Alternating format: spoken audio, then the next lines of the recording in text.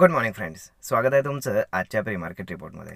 तर मग चला सुरुवात करूयात आजच्या प्री मार्केट रिपोर्टला आणि जाणून घेऊयात की आज आपल्या मार्केटमध्ये काय होऊ शकतं ते.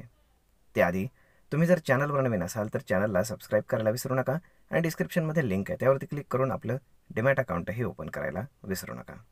तर मग चला सुरुवात करूयात आजच्या या भागाला. मित्रांनो, काल आपल्याला मार्केटमध्ये एक सिग्निफिकंट रॅली पाहायला मिळाली, ज्याला आपण स्पेशली शॉर्ट कव्हरिंग म्हणू शकतो. कारण काल बेसिकली मार्केट ओपन होतानाच 23,500च्या वरती ओपन झालं होतं. त्यामुळे 23,500ला जे काही कॉल रायटर्स होते तर त्यांना त्यांच्या पोझिशन्स अनवाइंड कराव्या लागल्या. त्यामुळे आता जर आपण FIIचा डेटा जर पाहिला तर त्याच्यामध्ये ज्या 90% पोझिशन शॉर्ट होत्या तर त्या सिग्निफिकंटली कमी झालेल्या आहेत आणि त्यामुळेच आपल्याला कालचं मुवमेंट जे आहे ते सस्टेन होताना पाहायला मिळालं. आणि त्यामध्ये प्लस भरीसभर म्हणजे काल FIIजनं चक्क बाईंग केलेलं आहे. हा स्मॉल क्वांटिटी आहे, 800 कोटींच्या आसपास. त्याच्या अगेन्स्ट डोमेस्टिक इन्स्टिट्यूशन्सनं ऑलमोस्ट तेवढेच शेअर्स सेल केलेले आहेत. परंतु जर आपण जानेवारीमध्ये जर पाहिलं तर जानेवारीमध्ये सुद्धा सेम थिंग झाली होती की एकदाच त्यांनी बाईंग केलं होतं पूर्ण महिन्यामध्ये, अदरवाईज पुन्हा सेलिंग केलं होतं.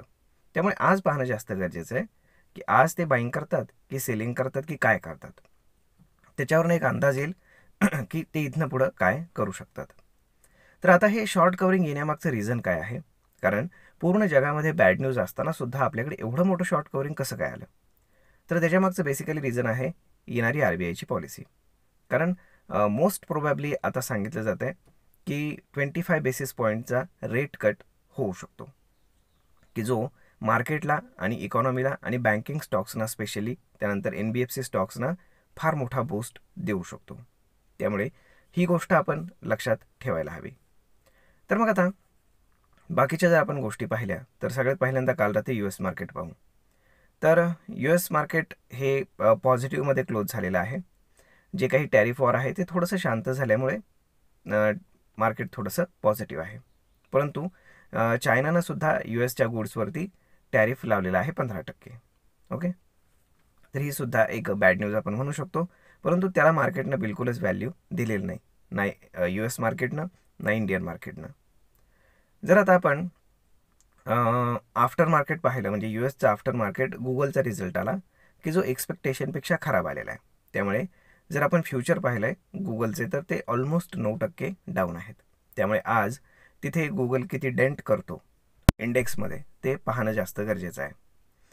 जर आता आपण आपल्या मार्केटकडे आलं आणि जर पाहिलं तर आता जो 23,500चा रेझिस्टन्स होता तो आता डिसिसिव्हली ब्रेक झालेला आहे. म्हणजेच काय की आता तो झालेला आहे सपोर्ट. कारण खूप सारं पुट रायटिंग आता आपल्याला 23,500च्या स्ट्राईक प्राईजवरती पाहायला मिळते, की जिथे आपल्याला हेविएस्ट कॉल रायटिंग पाहायला मिळत होतं तिथे आता पुट रायटिंग झालेलं आहे.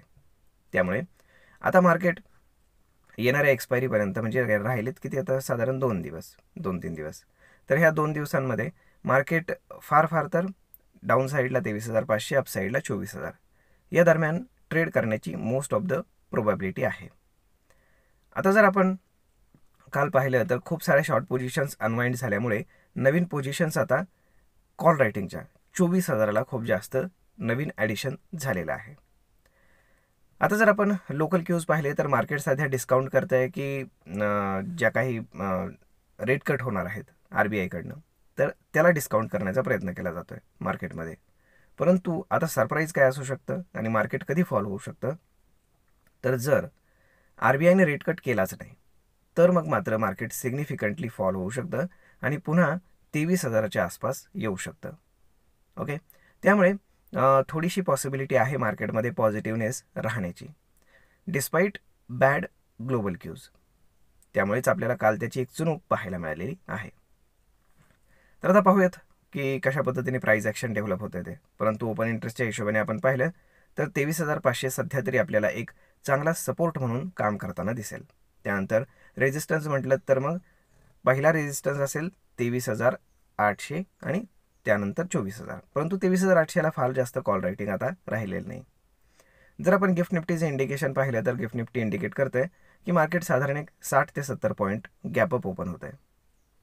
आता हा गॅपअप जर सस्टेन झाला तर निफ्टी लाँग पोझिशनमध्ये जाईल, म्हणजे निफ्टी जे शॉर्ट होती तर ती लाँग होईल आणि सोबतच बँक निफ्टीसुद्धा लाँग होईल.